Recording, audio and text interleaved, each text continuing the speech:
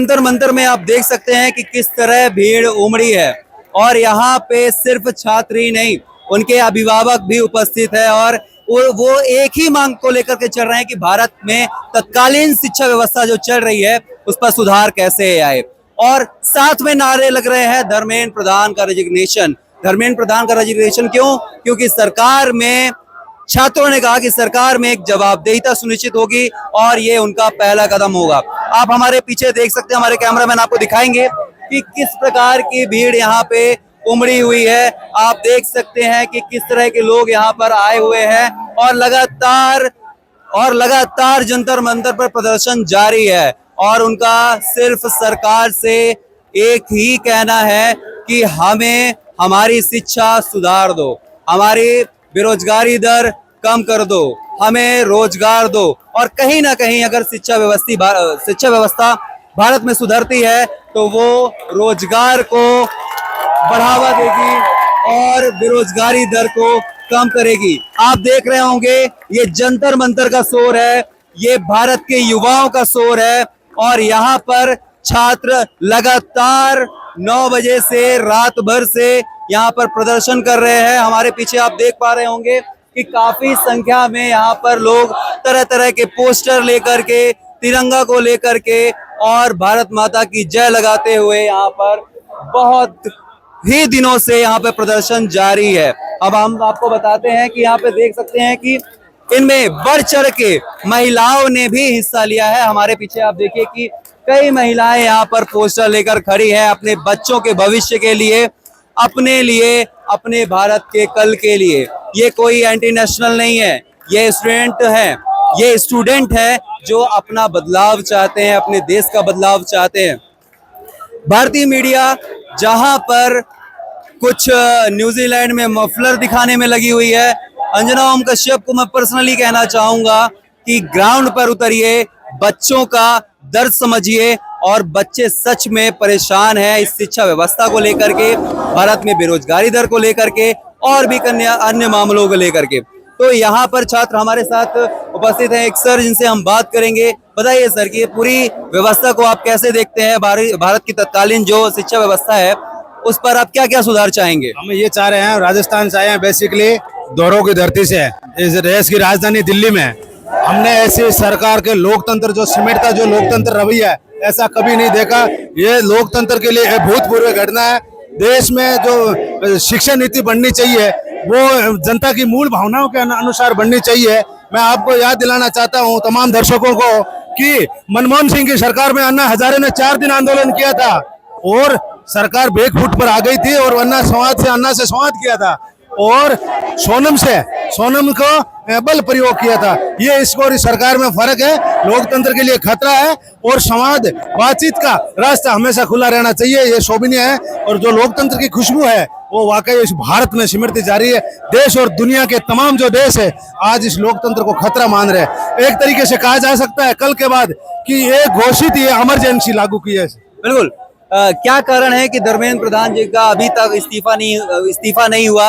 लगातार सोनम वांगचुक जी यहाँ पर भूख हड़ताल कर रहे थे, उनके साथ भी 20-25 छात्र लगे हुए थे। उसके बावजूद भी यहाँ जिस भारत में 22 छात्रों की डेथ हो गई हो उसके बाद भी यहाँ पे क्यों इस्तीफा नहीं दिया जा रहा है? वो इसलिए नहीं दिया जा रहा है, एक्चुअल के अंदर है सरकार की हठधर्मिता है और सरकार की खुद की अपनी एक पॉलिसी है हठधर्मिता कि अभी हम झुक जाएंगे तो न जाने ऐसे कितने सोनम आएंगे, न जाने इस देश में कितनी आंदोलन क्रांतियां होगी।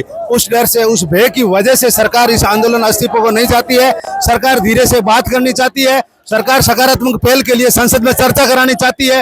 इस्तीफे से सरकार की बहुत बड़ी बेइज्जती हो सकती है, इसलिए सरकार नहीं चाहती कि मैं दोबारा देश के 3 कृषि कानून मोदी ने वापस लिए देश के इतिहास में, और ऐसा अगर हो गया तो ये युवाओं की बहुत बड़ी जीत हो सकती है। लेकिन युवा डटे हुए हैं, आज लाखों की तादाद में देश के युवा यहाँ पर जंतर मंतर पे डटे हुए हैं, एक ही मांग लेकर अपने जवाबदेही, अपने हक, अपने हकूक और अपने अधिकारों की रक्षा के लिए इस सरकार से खतरा महसूस कर रहे हैं। इसलिए आज हम सब इकट्ठे हुए हैं और एक संसद मार्च का आह्वान है, हमारा संकल्प है, उसको पूरा करेंगे। बिल्कुल बिल्कुल। जैसा कि आप देख सकते हैं कि यहाँ पे भारत के कई अन्य राज्यों से लोग आए हुए हैं। जैसा कि अभी सर से बात हुई, वो स्वयं राजस्थान से आकर के यहाँ पर प्रदर्शन में भागीदारी ले रहे हैं और लगातार कह रहे हैं कि धर्मेंद्र प्रधान का इस्तीफा होना चाहिए।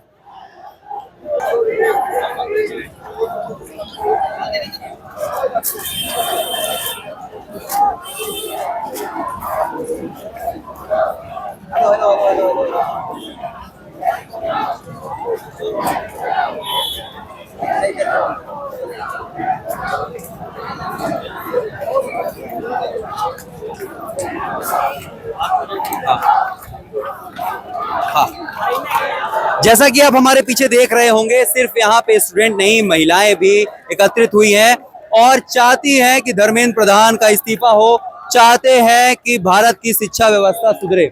आइए हम बात करते हैं और समझते हैं कि शिक्षा सुधार में क्या क्या उन्हें बदलाव चाहिए। जैसा कि आप देख सकते हैं हमारे पीछे पोस्टर्स लेकर लोग खड़े हुए हैं और वो चाहते हैं कि भारत में शिक्षा सुधार आंदोलन हो, भारत में शिक्षा का आगे सुचारू रूप से चलाना है तो उस पर सुधार जरूरी है। हम बात करते हैं, मैम आप यहाँ पर पोस्टर लेकर खड़ी हुई है, भारत में ऐसी क्या व्यवस्था, शिक्षा व्यवस्था जो तत्कालीन शिक्षा व्यवस्था है उस पर क्या बदलाव चाहती हैं आप? उसको पूरा बदलना चाहते हैं, पूरा का पूरा शिक्षा व्यवस्था बदलना चाहते हैं और पूरी सरकार को भी बदलना चाहते हैं। बिल्कुल, पूरी सरकार अगर बदलते हैं तो हम किसे ऐसा कौन से ऐसे नेता को चुनेंगे जिस पर हम भरोसा कर सकते हैं? कोई भी आएगा,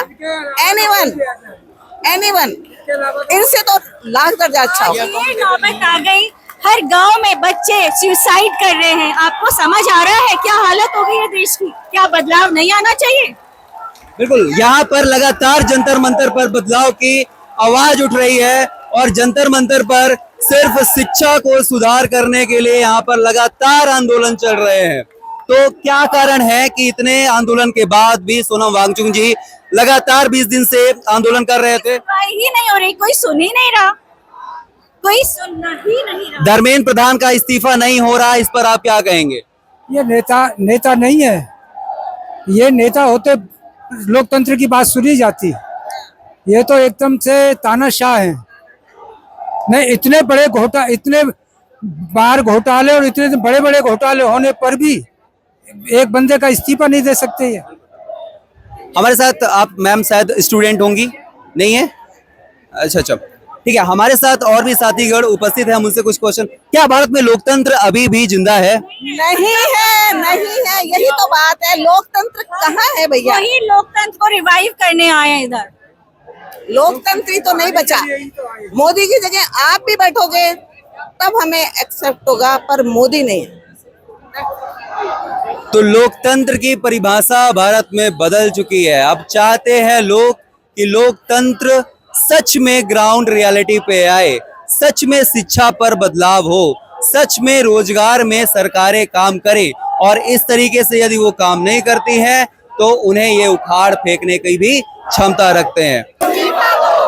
आप देख पा रहे होंगे हमारे पीछे लगातार धर्मेंद्र प्रधान जी के इस्तीफे की बात चल रही है, लेकिन सरकार है कि उनकी बात सुन नहीं रही है और उनके कान में जू नहीं रेंग रहा है कि यहाँ पर हजारों की संख्या में स्टूडेंट उपस्थित हैं और शिक्षा सुधार पर आंदोलन कर रहे हैं। आप हमारे पीछे जैसे देख पा रहे होंगे लगातार आंदोलन में नारे लग रहे हैं। आइए हम इनसे बात करते हैं और समझते हैं कि शिक्षा व्यवस्था में क्या क्या सुधार होने चाहिए जिससे भारत की शिक्षा व्यवस्था और सुधर सके। एक मिनट सर। मोदी जब डरता है, मोदी तेरी हिटलर साई, मोदी तेरी हिटलर साई, लड़ेंगे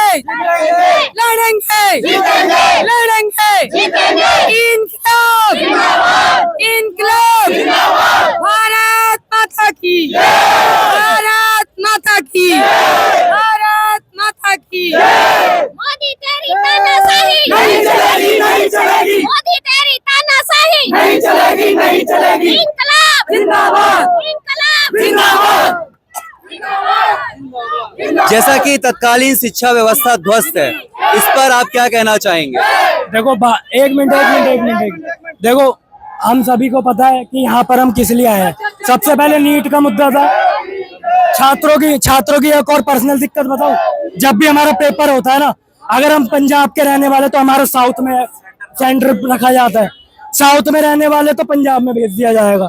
अरे एक बात बताओ, जो देश का युवा जिसे तुम दलीलें देते फिरते हो कि भाई हम विश्व गुरु बनाएंगे, जब देश के युवा को पढ़ने नहीं दोगे तो विश्व गुरु घंटा बनेगा देश? नहीं बनेगा भाई। और रही बात नीट पेपर लीक की, ये पहली बार नहीं है, पहला पेपर लीक हो रहा है। इनकी सरकार में 80 से ऊपर पेपर लीक हो चुके हैं। अब किसी महान पुरुष ने इनके आके मुझे ये बोला था सीबीआई की जांच चल रही है। मैंने कहा पहला पेपर लीक हुआ, चलो सीबीआई की जांच तब समझ आती है। अबे भाई 80वां पेपर लीक हो गया, अभी भी जांच ही चल रही है, शर्म तो कर लो। और रही बात भाजपा सरकार की, मेरे को इससे निकम्मी सरकार इसलिए नहीं दिखी आज तक। इतनी बड़ी चीज, इतने सारे युवा यहाँ पे हैं, क्या हमारे सरकार की ये जवाबदेही नहीं बनती कि हमारे बीच में आके बात कर ले? हमारी सरकार से कोई पर्सनल दुश्मनी नहीं है। अरे आप हमारे चुने हुए नहीं तो कम से कम हमारे बीच में तो आओ, एक बार हमारे सवाल तो सुनो। जय जय जय जय जय भीम, ओ जय जय जय जय जय भीम। धर्मेंद्र प्रधान इस्तीफा दो, धर्मेंद्र प्रधान इस्तीफा दो, धर्मेंद्र प्रधान इस्तीफा दो, इस्तीफा तुमको देना होगा, आवाज दो, आवाज दो। क्या भारत में लोकतंत्र अभी भी बचा हुआ है? कुछ नहीं बचा लोकतंत्र। आज मैं माँ हूँ, मैं लाखों करोड़ों बच्चों के साथ हूँ, मैं अपना माँ का फर्ज निभाने आई हूँ। अगर हमारी ये क्रांति आज इन बच्चों का साथ नहीं देगी तो पहले की तरह फिर गुलाम हो जाएंगे। मोदी की तानाशाही की वजह से कई लोकतंत्र नहीं बचा है। खत्म कर देगी भाजपा सरकार बनी रही तो लोकतंत्र बिल्कुल खत्म कर देगी। ये भाजपा सरकार एकदम गूंगी बिहारी सरकार है, जो हमारी आवाजों को दबाना चाहती है, हमारी आवाजों को सुनना नहीं चाहती है। हम जितने विद्यार्थी यहाँ पे आए हैं, खून हम पसीने पे यहाँ पे पसीने पसीने बाहर आ रहे, वो वहाँ पे एसी में बैठ के अपने मजे ले रही है। मैं एक छोटी सी बात कहना चाहती हूँ कि धर्मेंद्र प्रधान में ऐसी क्या खासियत है कि एक बंदे के पीछे आज करोड़ों बच्चों का भविष्य दांव पे लगा है? ऐसी क्या कमियां है? क्या मैम वही तो बात है कि धर्मेंद्र प्रधान अभी तक इस्तीफा क्यों नहीं दे रहे? ये मोदी की तानाशाही है। उनको देश की जनता हम जवाब चाह रहे हैं कि धर्मेंद्र प्रधान इतने अनशन के बावजूद भी प्रदेश को इस्तीफा क्यों नहीं दे रहा है? मोदी जी क्यों डर रहे हैं? उससे इस्तीफा क्यों नहीं मांग रहे मोदी जी? मोदी जी लेकिन जनता सब समझ गई है, ये कोई विपक्ष, इतने करोड़ों लोग लाखों लोग आए हैं, ये हर कोई विपक्ष का नहीं है। लेकिन अब जनता जागरूक हो गई है और मैं भी एक माँ के नाम से आह्वान करती हूँ कि हम सब माताएं, अभी तो जंतर मंतर का प्रदर्शन है, हम अपनी गलियों में धरना देंगे, अपने घर में बैठ के धरना देंगे। इन बच्चों के साथ मैं हूँ। मोदी की तानाशाही चलेगी, कितना मोदी हम सबको रोकेगा? मोदी को इस्तीफा देना पड़ेगा। अभी तक हम लोग धर्मेंद्र प्रधान का इस्तीफा मांग रहे थे, लेकिन आज एक माँ ऐलान करती है कि अब मोदी को इस्तीफा देना पड़ेगा।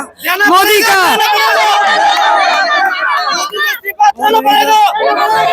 और रही बात लोकतंत्र की, ये बैरिकेड, ये सरेआम लोकतंत्र की धज्जियां उड़ी हुई है।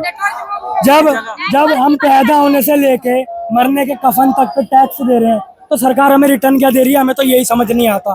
टैक्स हम हर चीज पे दें, पैदा हो रहे तो टैक्स दे दे, मर रहा है बंदा तो टैक्स दे दे, मगर रिटर्न में हमें लाठियां चार्ज मिलेंगे। अभी देख लेना, वाटर कैनल की इन्होंने सुविधा कर रखी है यहाँ पे। भाई हम आतंकवादी हैं? देश के युवा ही तो हैं। और आंसू गैस के गोले भी तैयार है अभी तो, अभी बहुत चीजें तैयार है। और एक चीज बताओ, अगर हमारी सरकार से जवाब नहीं मांगेगी तो किससे मांगेगी? भारत सरकार को सुनना चाहिए और हमारे जवाब देने चाहिए, देने चाहिए, देने चाहिए। भारत सरकार को हमारे आगे आना चाहिए और हमारी बातों को सुनना चाहिए। हम लोग जो मांग रहे हैं गलत मांग रहे हैं, हम अपने हक के लिए लड़ रहे हैं और हमेशा लड़ते रहेंगे, हमेशा लड़ते रहेंगे जब तक जान है, जब तक जान है लड़ते रहेंगे। युवा साथी जिंदाबाद, जिंदाबाद, जिंदाबाद। युवा मोर्चा जिंदाबाद, जिंदाबाद, जिंदाबाद। महिला शक्ति जिंदाबाद, जिंदाबाद, जिंदाबाद। तो आपने देखा कि हमारे पीछे लोग कितने आक्रोशित हैं और अपने शिक्षा व्यवस्था को लेकर के कितने सीरियस हैं। यहाँ पर जितने भी उपस्थित हैं हमारे पीछे आप देख पा रहे होंगे, आप हमारे कैमरा मैन आपको दिखाएंगे कि कैसे पुलिस की व्यवस्था की गई है और छात्रों को चारों तरफ से घेर लिया गया है और ये कहा गया है कि हम आपको मार्च नहीं करने देंगे। और आप देख पा रहे होंगे कि पीछे की क्लिप आप देखेंगे कि चारों तरफ से पुलिस ने घेराबंदी बना दिया है और सीधा सीधा कहना है कि यहाँ पर हम आपको मार्च नहीं करने देंगे। ऐसा क्या है धर्मेंद्र प्रधान में कि जब भारत की जनता, भारत के युवा उतर करके उनके इस्तीफा की मांग करते हैं, लेकिन उसके बावजूद भी यहाँ पर इस्तीफा नहीं दिया जाता है। आखिर क्या है धर्मेंद्र प्रधान में, क्या है मोदी सरकार में कि एक व्यक्ति के कारण इतने हजारों संख्या में युवा एकत्रित है, लेकिन उनकी बात ना सुन करके धर्मेंद्र प्रधान जी की बात सुनी जाती है। बात ये नहीं है कि धर्मेंद्र प्रधान आज इस्तीफा दे देंगे तो कल शिक्षा सुधार में कोई आंदोलन आ जाएगा या फिर कुछ अच्छी चीजें हो जाएंगी, लेकिन सिर्फ एक लोकतंत्र में जवाबदेहिता सुनिश्चित होगी, जिससे करोड़ों लाखों युवाओं को, और जिन युवाओं ने नीट पेपर लीक पर ये कदम उठाया है, जिनकी डेथ हो गई है, जो अब इस दुनिया में नहीं है, उनको एक श्रद्धांजलि मिलेगी।